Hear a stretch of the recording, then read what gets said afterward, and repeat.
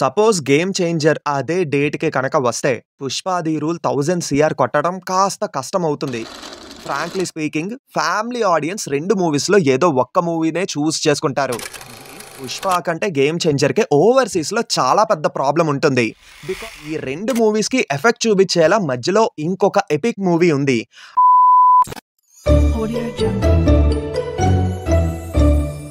Hi hello నమస్తే and welcome to news 3 people.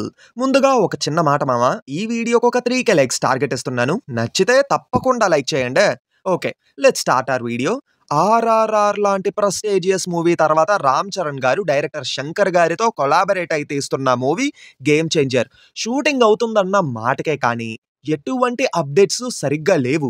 ఈ year కూడా పూర్తయిపోతుంది కానీ రిలీజ్ డేట్ కోసం చెప్పేలా లేరు అని అనుకుంటే, దిల్ రాజు గారు వచ్చి గేమ్ చేంజర్ మూవీ డిసెంబర్లో రిలీజ్ అవ్వుద్దని ఒఫీషియల్గా ఒక ఈవెంట్లో చెప్పారు. గేమ్ చేంజరా? సో క్రిస్మస్ కలుద్దాం. ఈ దెబ్బతో ఉనికిలో లేము అన్నట్టుగా ఉన్న రామ్ చరణ్ గారి ఫ్యాన్స్ కి ఉర్రూతలూగేలాగా ఊపొచ్చింది. అలాంటి సమయంలోనే అక్కడ ఇంకొక సమస్య ఎదురయ్యింది. 'Pushpa the Rule' Game Changer కంటే ముందే ఆ మంత్లోని అలాగే ఒక డేట్ ని కూడా బుక్ చేసుకొని ఉన్నారు. ఈ దెబ్బతో మెగా వర్సెస్ అల్లు అన్నట్టుగా ఒక వాతావరణమే క్రియేట్ అయ్యింది.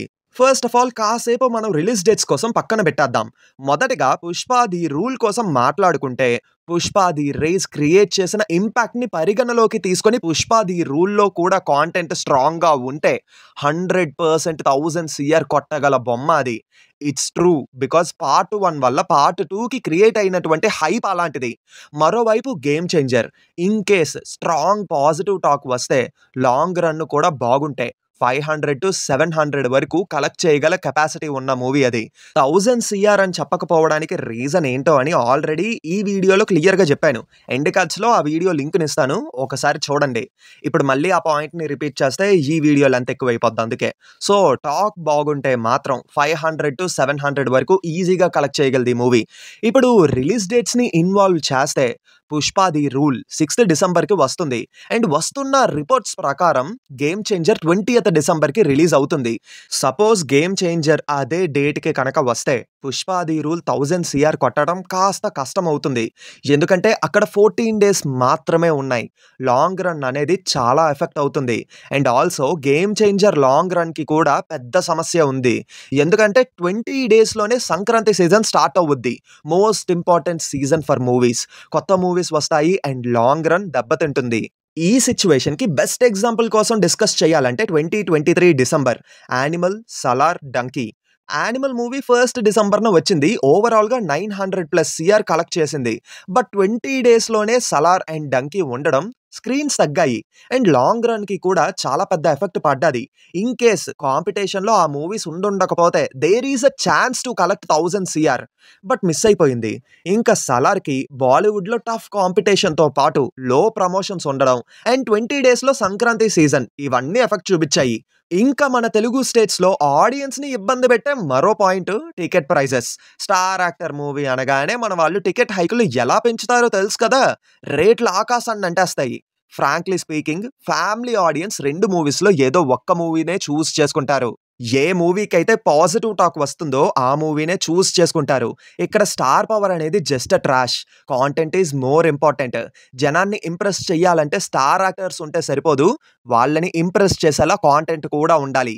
ఐ హోప్ 2 మూవీస్లో కూడా సాలిడ్ కాంటెంట్ ఉంటుందని అనుకుంటున్నాను. బట్ ఈ టికెట్ ప్రైజెస్ వల్ల 2 మూవీస్లో ఏదో ఒక మూవీకి ఒక పాయింట్లోని దెబ్బ పడుద్ది. అదే లాంగ్ రన్. ఇంకొకటి 'పుష్ప' కంటే గేమ్ చేంజర్కి ఓవర్సీస్లో చాలా పెద్ద ప్రాబ్లం ఉంటుంది. బికాజ్ క్రిస్మస్ సీజన్, హాలీవుడ్ నుంచి సాలిడ్ మూవీస్ లైన్లో ఉంటాయి. 'ద లయన్ కింగ్' ప్రీక్వెల్ అయినటువంటి 'ముఫాసా', సక్సెస్ఫుల్ ఫ్రాంచైజ్ నుంచి వస్తున్న 'Lord of the Rings' and one more successful franchise 'Sonic 3'. ఓవర్సీస్లోని స్క్రీన్స్ విషయంలో చాలా పెద్ద ప్రాబ్లం ఉంటుంది. ఇంకా బాలీవుడ్ నుంచి 'బేబీ జాన్' మూవీ ఉంది కానీ మరీ అంత పెద్ద ఇంపాక్ట్ని చూపించకపోవచ్చు. మూవీకి పాజిటివ్ టాక్ వస్తే టఫ్ కాంపిటీషన్ ఉంటుంది. బట్ ఈ 2 మూవీస్కి ఎఫెక్ట్ చూపించేలా మధ్యలో ఇంకొక ఎపిక్ మూవీ ఉంది. ఆ మూవీ గురించి మాట్లాడే అర్హత మనకి లేదు కానీ మాట్లాడితే మన ఛానల్కి కూడా స్ట్రైక్ పడచ్చు. And there are rumours 'Pushpa the Rule' postpone అవ్వుద్దని. But I don't think so.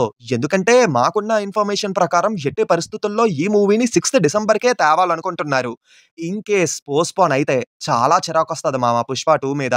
ఎందుకంటే వాళ్ళు తీస్తుందొక కమర్షియల్ మూవీ. దానికోసం ఎందుకు ఇంత టైం తీసుకోవడం?